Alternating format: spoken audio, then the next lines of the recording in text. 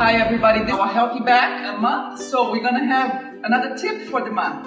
So the tip is coming from the expert today. I'm here at NüVita, the chiropractor office that I use for my own needs, and they are amazing here. You can come and check them out.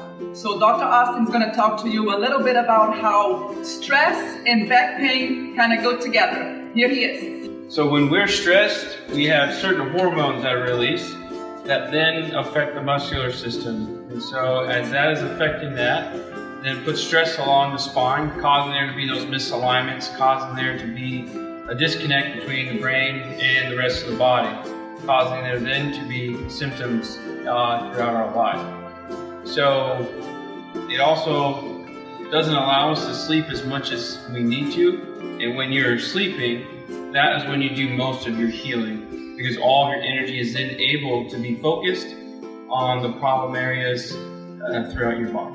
So when you're a caregiver and you're stressing, you're lifting kids all day, you're using your biomechanics, sometimes you don't lift properly, which then also creates those misalignments and strains on the muscles, causing there to be the pressure and irritation along the nerve, causing there to be pain and different symptoms as well.